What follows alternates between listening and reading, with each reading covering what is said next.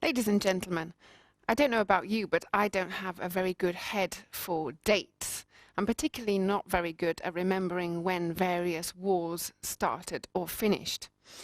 However, there is one war which I remember very, very clearly when it started.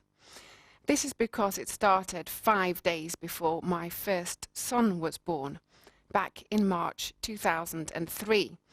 And I was waiting for him to be born and watching a lot of television and reading a lot of newspapers. So I remember very clearly that it was the 20th of March 2003 when American troops invaded Iraq. It's now almost March 2009 now, which means that that war has been going on for more than 6 years. Although now, with a new president, with President Obama, hopefully that war will be coming to an end. Over the last 6 years, we've heard an awful lot about Iraq, and I think sometimes it's easy to lose sight of the original reason why Iraq was invaded in the first place. It was invaded because President Bush believed that Saddam Hussein was storing weapons of mass destruction, or WMDs. Of course, as we all know, these weapons of mass destruction were ultimately never found, and this dented very seriously the credibility of both President Bush and Tony Blair, the Prime Minister of the UK, who had joined him in this war on terror.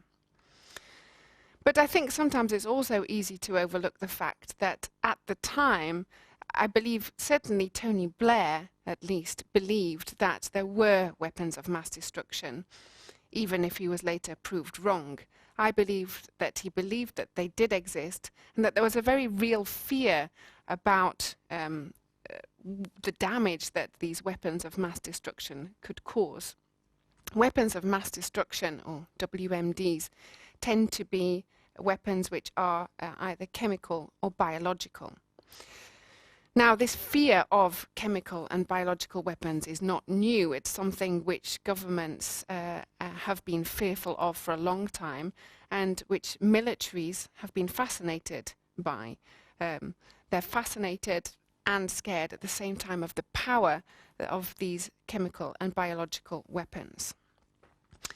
Going back a long way in history, we'll see that this was the case even back in Roman times. Roman armies were specialists in similar sabotage. They, for example, used to poison the water supply of their enemies. So they would kill their enemies through biological means by spreading diseases like cholera, leprosy, and the plague.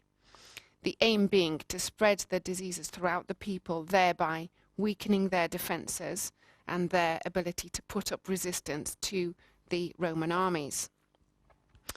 In the 18th and 19th century, when Europe colonized the New World, so the American continent, they also brought with them, although possibly unwittingly, various diseases which had the same effect. These diseases such as syphilis, typhus, and smallpox also decimated the indigenous populations of the American continent. And so whether purposeful or not, these biological diseases were more effective than any weapons could have been. In the First World War, chemical weapons were used, and in the Second World War, biological weapons were used. In 1940, Japan used these biological weapons for the first time in history. Japan used them in its war against Korea and Manchuria. They bombed 11 Chinese cities with bombs which contained the plague and typhoid.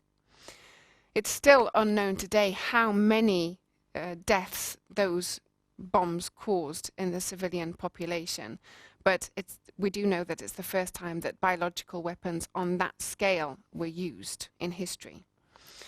The Japanese also, in their prisoner of war camps, infected prisoners with diseases. About 3,000 people died through being infected with these diseases from all sorts of different countries. So that was the Second World War. Then in the 50s and 60s, after the Second World War, the American government set up a laboratory to investigate the development and use of biological weapons. But in 1970, President Nixon declared his government to be against the development of these biological weapons. And 2 years later, in April 1972, after talks between London, Moscow and Washington, an international agreement was signed banning the development, the use and the storage of biological weapons for military purposes. 130 countries went on to sign that agreement. The hope was at the time that that would mark the end of the threat of biological warfare. But as the Iraq War has proved, actually that couldn't be further from the truth. Thank you.